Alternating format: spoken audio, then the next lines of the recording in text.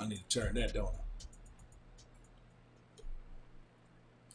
Welcome in, welcome in, welcome in. It's On the Hill with Pat Jenkins Sports Talk Radio. It's our Tuesday edition of OTH here on KDSJ 479. And no audio, no open up. Demetrius and I, we want to talk. We want to get this thing set off the right way. And, there's still a lot of conversation amongst Arkansas basketball, a lot of conversation, football.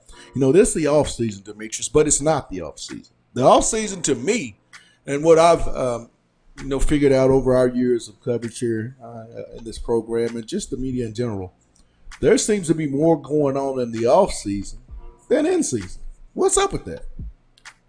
I necessarily wouldn't say it's more going on, but I think it's a little bit more active as far as what coaches are able to do. Coaches are out able to get in young kids' houses, able to sell the program, get on the road, go watch a couple of circuits. So I just think it's the availability of them is just different. When you look at the football team, a lot is still yet to be determined. A possible transfer graduate kicker coming in from Virginia Tech. Also was noted former Arkansas wide receiver LaMichael Petway has decided to spend his senior year in Ames, Iowa, and play with the Iowa State Cyclones. So congratulations to LaMichael. I think he's going to do quite well. Maybe just with the situation here at Arkansas, it just never seemed to come together for LaMichael. I mean, this is a very talented young man, and my best wishes in hopes that he can do quite well for Todd Campbell up there at Iowa State. Yeah, I was a little disappointed in LaMichael. I thought Arkansas was a great fit for what they were trying to do with the type of wide receivers and the type of offenses and the way they were wanting to stretch the ball. I just think it didn't kind of come at the time that he wanted to, because I think with that trio, including LaMichael, he would have stayed. LaMichael, Trey Knox, and Treylon. Man, that could have been a very dangerous tandem right there. You're talking about guys over 6'4". You have 4 sub-5 guys. I'm not sure what LaMichael's 40 is, but I'm pretty sure he's about a 4'5", 4'6" guy. So, big bodies, big frames. LaMichael, to me, was kind of like a T.O. He could stretch the field. Definitely was a runner that, once he got the ball in stride, necessarily maybe couldn't make those jukes that, you see Treylon make. But they definitely have a similar type of game as far as the physicality and the ability to stretch that field. Real quick, want to get our lineup set up. You'll be hearing from new Fayetteville High assistant and former Fayetteville High All-Stater Nicky Bradford. He's coming home, and we'll find out his reasons for why he wants to be back with the PWP. We'll find out all those things coming up at 1:15 hour, and then we're going to get back on the bus. Had to make a couple of alterations to the bus so we could continue to ride smoothly. And it's all done, and so Demetrius and I are going to hop on the bus and head to Starkville, Mississippi, where we catch up with our good buddy of the Drive at 5, Jake Wimberly. Time to talk a little dogs and spring football. All that's up next. It's On the Hill with Pat Jenkins on KDSJ 479. Let's get it.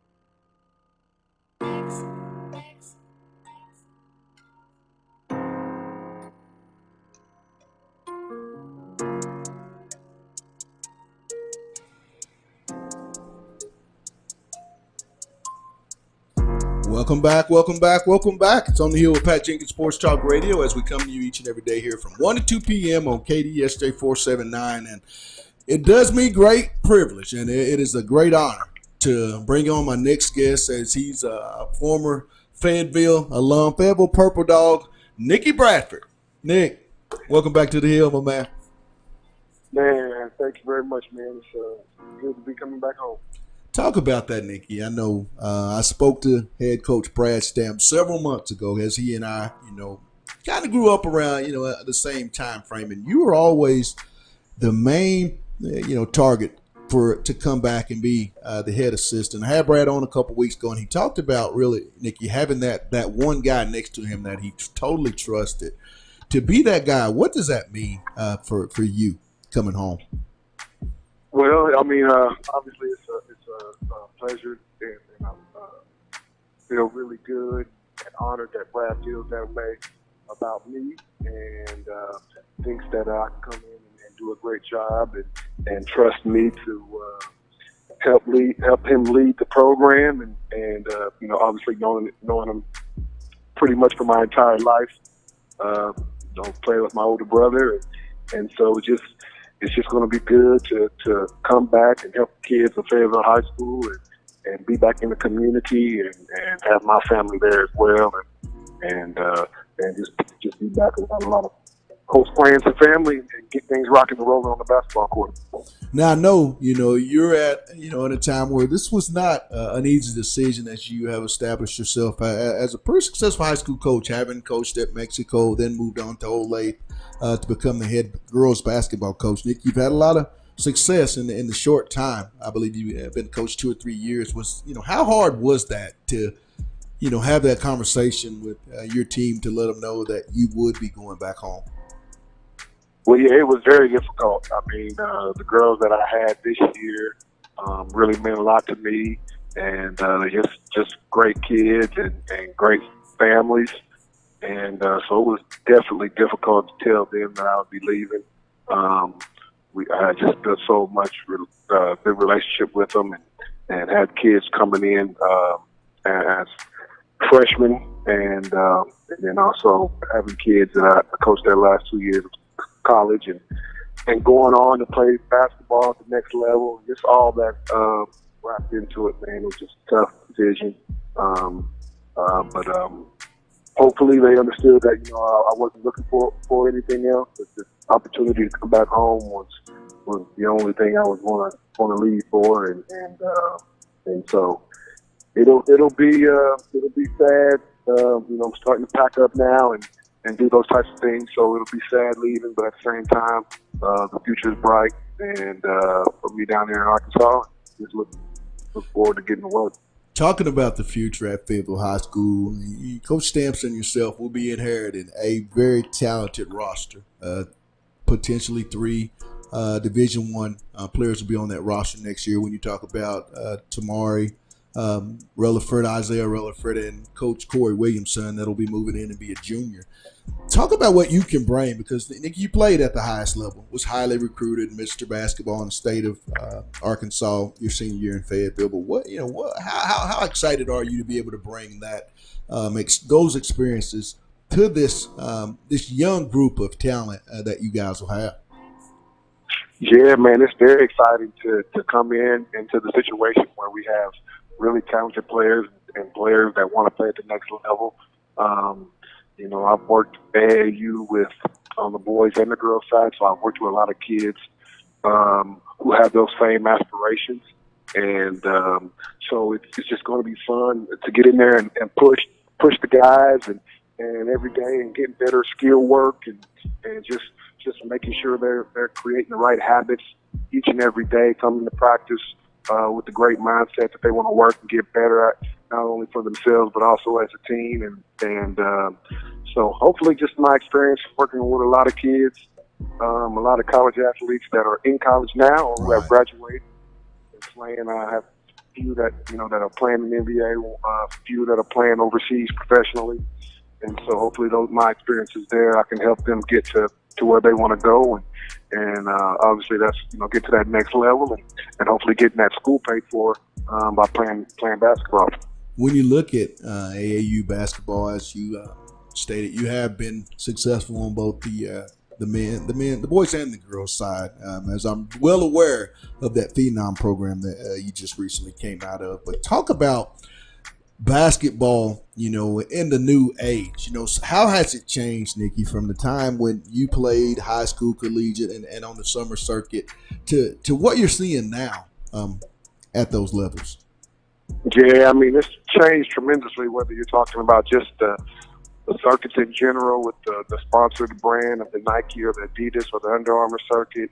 The level of competition is better. The travel is much more than in the last couple of years of you playing all over the country and playing against everybody. Back in the day, we didn't get to see everybody from the country. You got to see your little region, whether coming in Arkansas, you probably only see Oklahoma, Missouri, Texas. But now it's just grown so much nationally, and it's a good exposure. A great way for colleges to see you, and it's a process, man, and it's a process for not only the kids but the parents that are being recruited, and so hopefully I can also help there, just kind of with that process, because if you're not familiar with the process of being recruited and schools call it and schools inquiring about you, it can be a little hectic. So hopefully I can help with that process and try to let them know some of the things to look out for and then some of the things to avoid as well. Well, let's take a little dog walk of all your time as a player at Fayetteville High under Joe Crutchmeyer.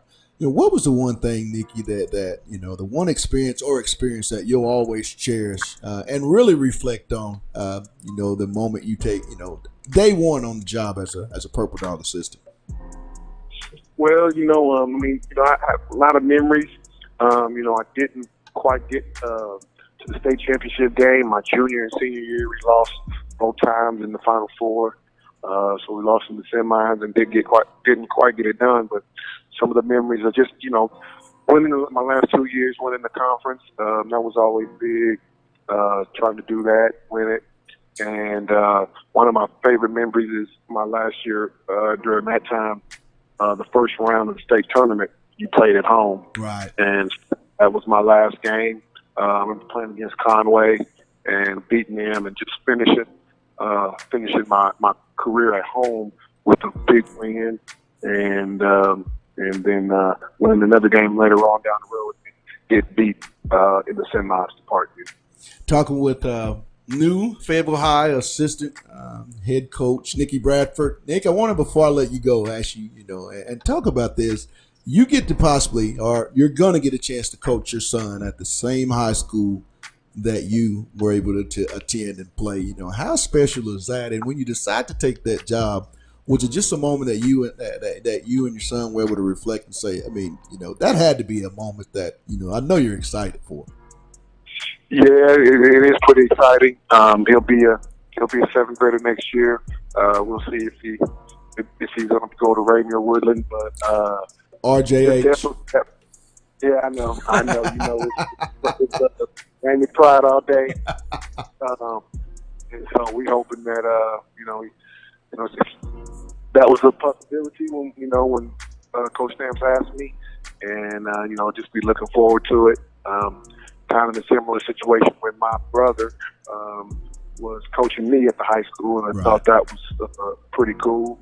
And so, I've coached my son maybe as a third grader, fourth grader, and then now kind of since I've been here in the Kansas City area, I've kind of let other people coach him, just train him and work on his game and do those and let somebody else yell at him. So he has a few more years of that, and then he'll have to get back to me getting on again on the court. All right. Well, Nikki, hey, you guys have a safe trip. Welcome back. Hey, I love having you, and I know having you over there in that purple, no doubt they're going to be a winning program under you and Coach Brad. Yeah, man, it's going to be exciting to wear that purple again, man. Thank you so much, Pat. All right. Thanks for taking time out on the hill, Nikki B. Appreciate you. All right. That was Nikki Bradford, new Fayetteville High assistant basketball coach, will be joining Brad Stamps alongside him on that bench to take this Purple Dog program hopefully to new heights. And with those two guys, I don't think there's going to be any problems. High expectations, Demetrius, at Fayetteville, as always. But we're going to step away, give you a little more Joe Moorhead, and then we're going to come back with Jake Wimberly up at Drive at 5. Time to talk a little dogs. It's on the hill with Pat Jenkins on KDSJ 479. Back in a bit.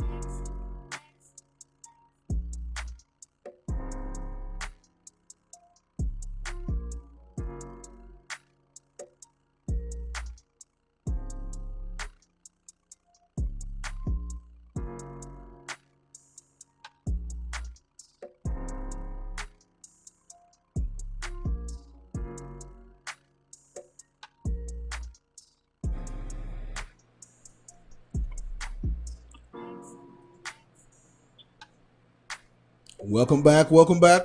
It's on the hill with Pat Jenkins Sports Talk Radio, coming to you each and every day here live on KDSJ 479. And real quick, before we get off the bus and talk to our next guest in Starkville, Mississippi, I want to give a shout out to all our sponsors, Lindsay and Associates with an office location in Fayetteville, an office location also too in Rogers, the Baymont Hotel located at 735 South Shiloh Drive in Fayetteville, Locomotion just below the Northwest Arkansas Mall, and our newest sponsor, Corey Beck's Custom Painting.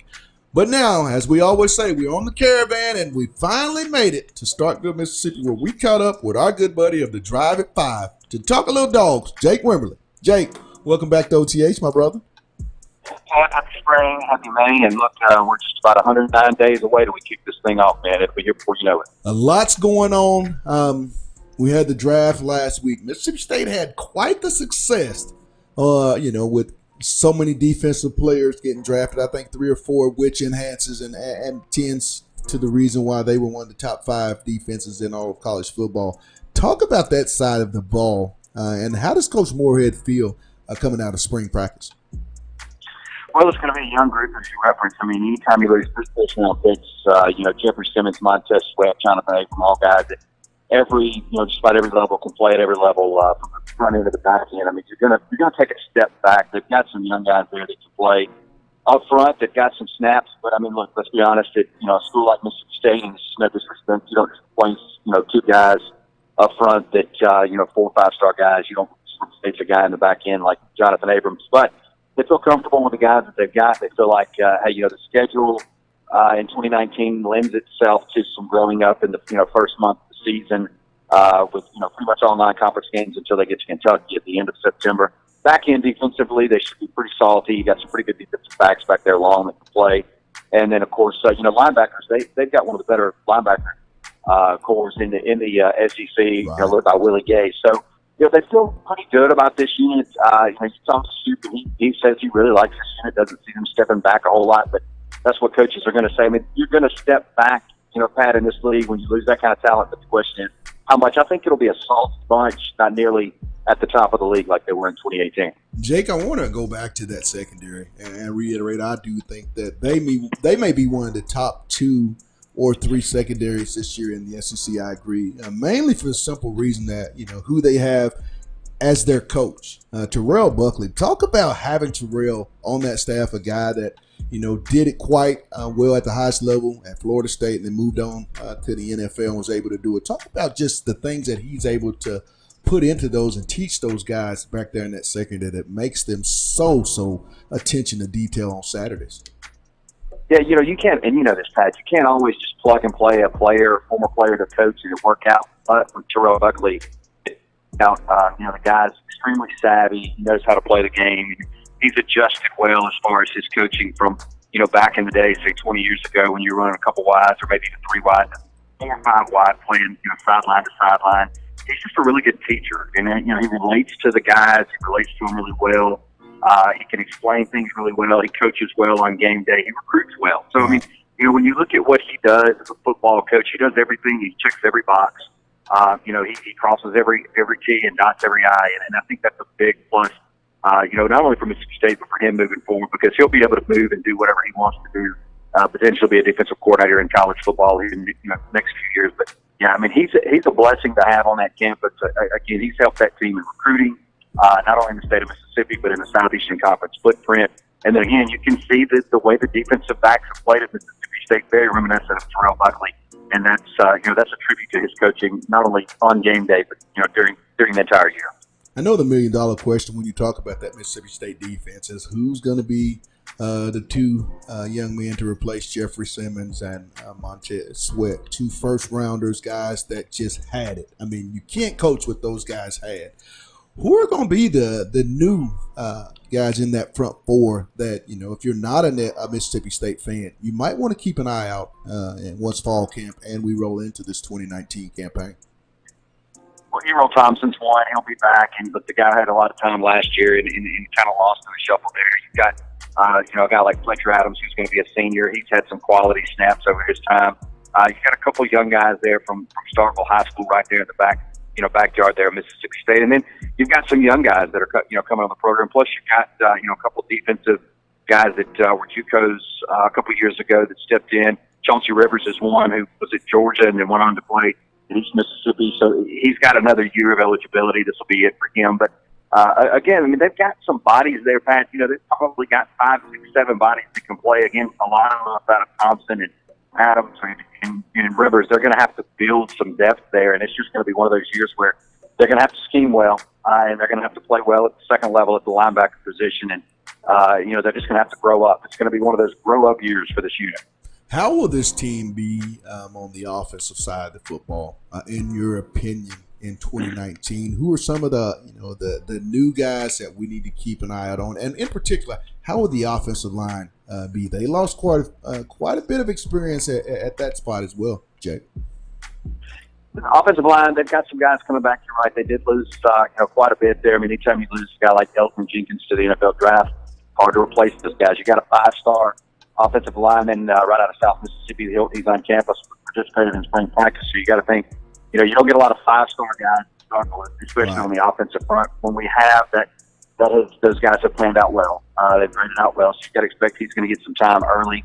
You know, Pat, that's $1 million question that you really don't know what they're going to do. The Athletic just wrote a piece a couple weeks ago or last week on Joe Moorhead. You can go read shameless plug to the Athletic. They do a great job. But asking him kind of that question, hey, what's your offense going to look like? Because Joe Moorhead had said this. He said, hey, look, last year I kind of stepped back. I let Getty run the offense, and I kind of watched it from a distance. This year, I'm going to be a little more hands-on. You know, what does that mean? Because a lot of people around the program felt like last year they wasted Aries Williams' senior year.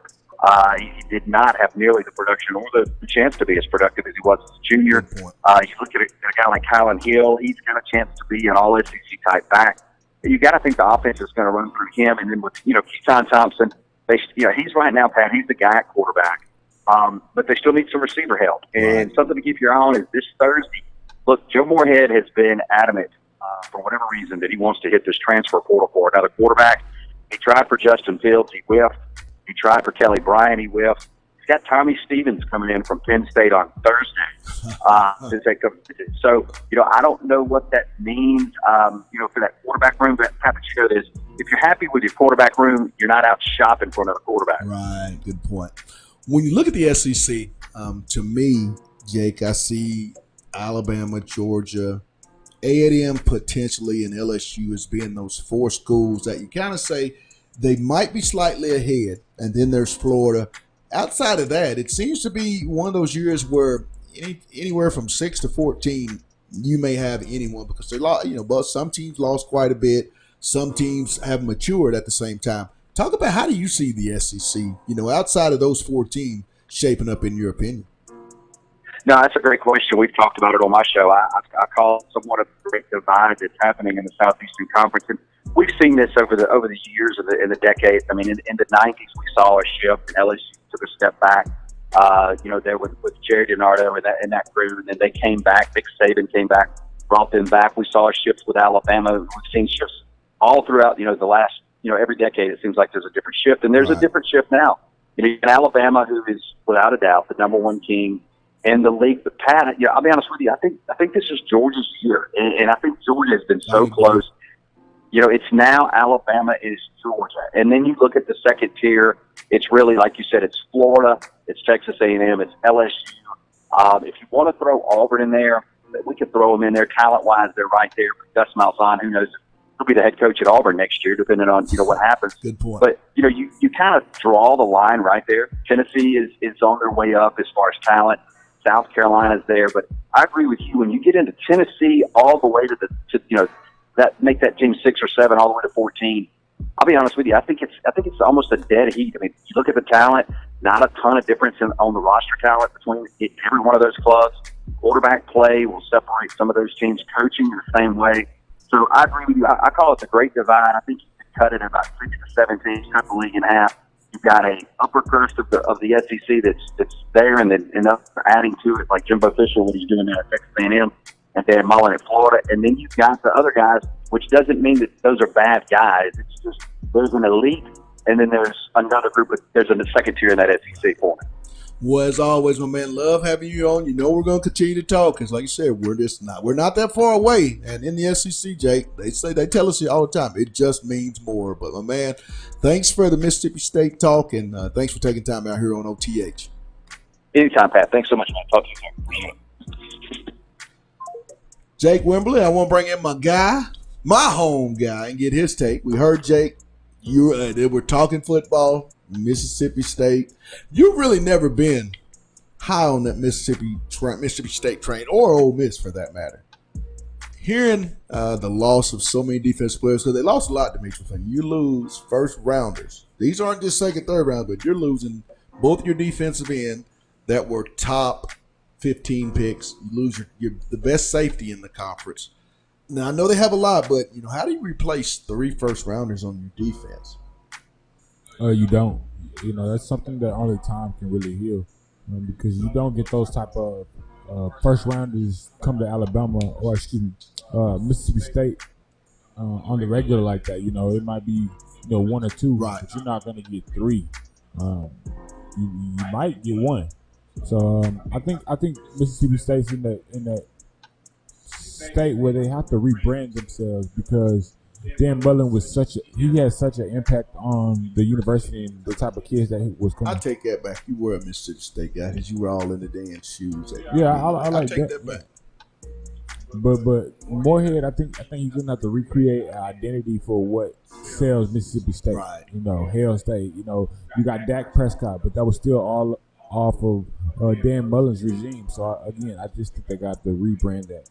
I do too. I think Ole Miss. I mean, our Mississippi State. I think under Moorhead, when you lose what they did offensively, they're going to have to, as you say, Demetrius, get an identity on the offensive side of the football. We kind of know what's coming back on defense. There's still going to be that attack, aggressive. It's going to be hard to complete passes because they do have a very good linebacker and that third level in the secondary. Very, very experienced, some guys up front. So, see, defensively, you know what you're going to get. It's what will happen offensively.